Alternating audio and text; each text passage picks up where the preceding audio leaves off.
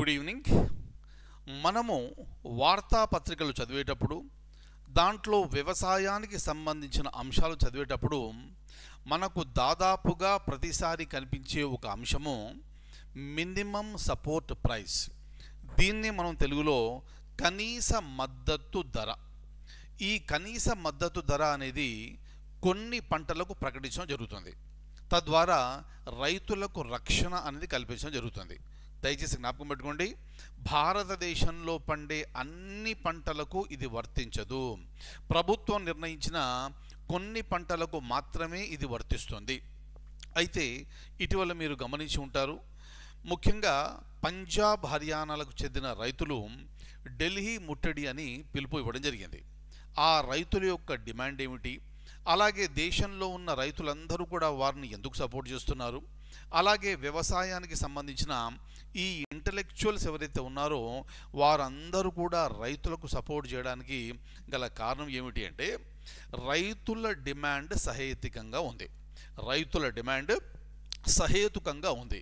ఆ డిమాండ్ ఏమిటి అంటే ఇప్పుడు ఈ ప్రకటించే కనీస మద్దతు ధర ఏదైతే ఉందో ఈ మినిమం సపోర్ట్ ప్రైస్కి చట్టభద్రత కల్పించాలి.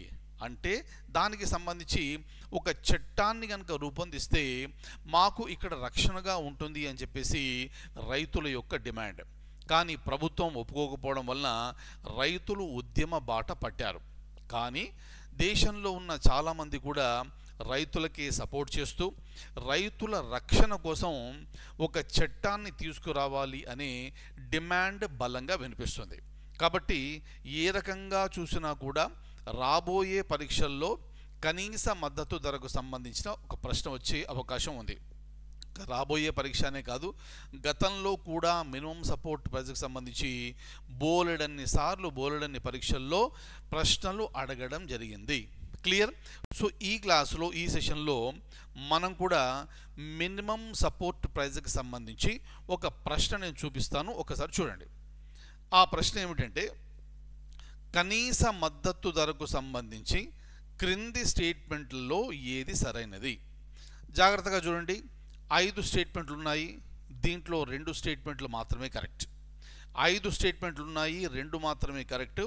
ఆ 2 ఏమిటి అనేది మనము ఈ 5 స్టేట్మెంట్స్ని జాగ్రత్తగా చదివితే మనం గుర్తించవచ్చు. కాబట్టి ఎగ్జామ్లో ఒక ప్రశ్నకు మనం సరైన సమాధానాన్ని గుర్తించాలి అంటే ఆ అంశానికి సంబంధించిన ప్రిపరేషన్ అనేది మనం ముందస్తుగా చాలా బాగా చేసి ఉండాలి. అంతే తప్ప బ్లైండ్గా ఏబిసిడీల్లో ఏదో ఒకటి పెడతా అంటే మాత్రం కుదరదు. క్లియర్? సో ఇది ఈ సీరియస్గా ప్రిపేర్ అయ్యే వారికి మామూలుగా ప్రిపేర్ అయ్యే వారికి గల తేడా. దయచేసి ఆ తేడాను గుర్తించి ఈ ప్రిపరేషన్లో గ్యాప్స్ ఏమైతే ఉన్నాయో ఆ గ్యాప్స్ని ఎప్పుడు కూడా ఫిలప్ చేసుకుంటూ మనం ముందుకు వెళ్ళవలసిన అవసరం ఉంది. క్లియర్? ఇక చూడండి, 5 స్టేట్మెంట్లో 2 మాత్రమే కరెక్ట్ ఉన్నాయి. ఇక్కడ అవి ఏమిటి అనేది మనం ఇప్పుడు పట్టుకోవాలి. క్లియర్? అలా సరిగ్గా గుర్తిస్తే మనకు ఒక మార్క్ వచ్చేస్తుంది. ఇది అంటే కనీస మద్దతు ధర 2 సంవత్సరాలకు ఒకసారి ప్రకటించబడుతుంది. ఇది విన్నామా ఎక్కడైనా? మనము ప్రకటించబడుతుంది అని విన్నాము, కానీ 2 సంవత్సరాలకు ఒక్కసారి అనేది మనం ఎక్కడా వినలేదు. అంటే ఇది కనీస మద్దతు ధర అనేది సంవత్సరానికి ఒక్కసారి ప్రకటించబడుతుంది. కాబట్టి స్టేట్మెంట్ ఏ అనేది తప్పు. ఫినిష్. క్లియర్? ఇక స్టేట్మెంట్ బికి వచ్చేటప్పటికి ఖరీఫ్ సీజన్లోని 23 పంటలకు ఇది ప్రకటించబడుతుంది. మనకు ఈ పంటలకు సంబంధించి 2 సీజన్లు మనకు తెలుసు, ఖరీఫ్, రబీ చాలా ముఖ్యమైనవి.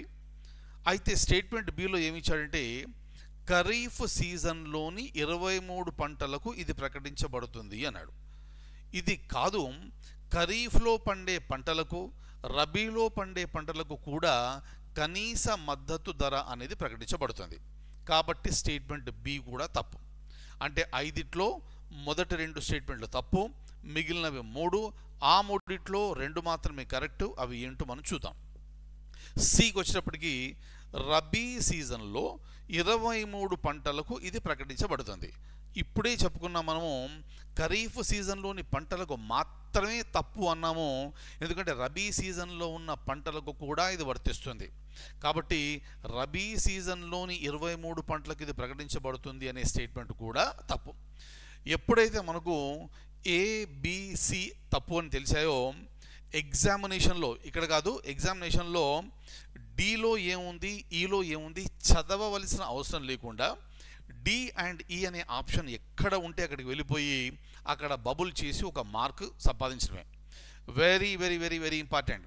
దయచేసి ఈ పాయింట్స్ అన్నీ కూడా మీరు జాగ్రత్తగా జ్ఞాపకం పెట్టుకోండి, ప్రాక్టీస్ చేసేటప్పుడు ఫాలో కండి. ఎగ్జామినేషన్లో ఈజీ అవుతుంది. అప్పుడు మీరు తప్పులు తక్కువగా చేయడం వలన ఎక్కువ మార్కులు వచ్చే అవకాశం ఉంటుంది. క్లియర్? ఇక ఇక్కడైతే చూద్దాం మరి స్టేట్మెంట్ డిలో ఏముంది అనేది. ఖరీఫ్ మరియు రబీ సీజన్లలోని 23 పంటలకు ఇది ప్రకటించబడుతుంది. దయచేసి జ్ఞాపకం పెట్టుకోండి, 23 పంటలకు ఇది ప్రకటించడం జరుగుతుంది. సో ఎగ్జామినేషన్లో 22, 20, 19 లేదా 30 అని ఇవ్వచ్చు. బట్ జాగ్రత్తగా మీరు గమనించండి, అది 23 పంటలకు. క్లియర్? ప్రస్తుతానికి. భవిష్యత్తులో మారితే దాన్ని మనం అప్డేట్ చేసుకోవాలి. అందుకోసమే మిమ్మల్ని రోజు ఏదైనా ఒక పేపర్ చదవమని చెప్పేది. క్లియర్? సో స్టేట్మెంట్ డి అనేది కరెక్ట్. ఇక ఈ వచ్చేటప్పటికి ఈ ఎంఎస్పి కనీస మద్దతు ధరను ఎవరు నిర్ణయిస్తారు అంటే commission on agricultural cost and prices, CACP అనే ఒక సంస్థ. ఇది వ్యవసాయ మంత్రిత్వ శాఖ ఆధ్వర్యంలో ఇది పనిచేస్తుంది. సిఏసిపి చాలా విషయాల్ని పరిగణలోకి తీసుకొని ఈ సంవత్సరము కనీస మద్దతు ధర ఒక్కొక్క పంటకు ఎంత ఉంటే బాగుంటుంది అనేది నిర్ణయిస్తుంది. చూడండి, వాస్తవానికి చూడండి, చాలా పరీక్షల్లో గతంలో అడిగారు కనీస మద్దతు ధరను నిర్ణయించేది ఎవరు అని. అక్కడ 4 ఇన్స్టిట్యూషన్ల పేర్లు ఇచ్చారు. ఒకటి సిఏసిపి, మిగతావి ఇవ్వడం జరిగింది. అయితే ఆన్సర్ వచ్చేసి సిఏసిపి. బట్ వాస్తవంగా ఏం జరుగుతుంది అంటే ఈ commission on agricultural cost and prices అనేది భారత ప్రభుత్వానికి కొన్ని సూచనలు చేస్తుంది. అంటే సజెషన్స్, రికమెండేషన్స్ ఇస్తుంది. అంటే వరికి ఇంత మద్దతు ధర, గోధుమకు ఇంత మద్దతు ధర ఇస్తే బాగుంటుందని సూచిస్తుంది. రైట్? ఎవరికి సూచిస్తుంది? ఈ రిపోర్టు అగ్రికల్చర్ మినిస్ట్రీకి, వ్యవసాయ మంత్రిత్వ శాఖకు సమర్పిస్తే ఆ వ్యవసాయ శాఖ మంత్రి క్యాబినెట్లో దాన్ని ప్రవేశపెట్టి దానికి ఆమోద ముద్ర వేయించుకోవడం జరుగుతుంది. అంటే అంతిమ నిర్ణయం తీసుకునే అధికారం ఎవరికి ఉంది అంటే భారత ప్రభుత్వానికి ఉంది. అంటే కేంద్ర మంత్రిమండలికి ఉంది, కేంద్రంలో ఉండే క్యాబినెట్కి ఉంది, కేంద్రంలో ప్రధానమంత్రి నాయకత్వంలో ఉండే క్యాబినెట్ ఈ నిర్ణయం తీసుకుంటుంది. Very very very important. Clear? కాబట్టి ఎగ్జామినేషన్లో ఏమిస్తున్నాడు అని జాగ్రత్తగా చూడాలి. ఇక్కడ సిఏసిపి అనేది correct, there is no doubt.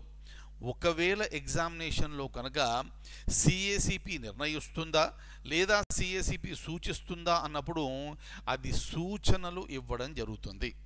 Clear? Very very very important. So కాబట్టి ఎందుకు ఈ విధంగా చెప్తున్నాను అంటే మనకు ఎగ్జామినేషన్లో ప్రశ్నల స్టాండర్డ్ పెరిగింది, ఇంకా పెరుగుతుంది.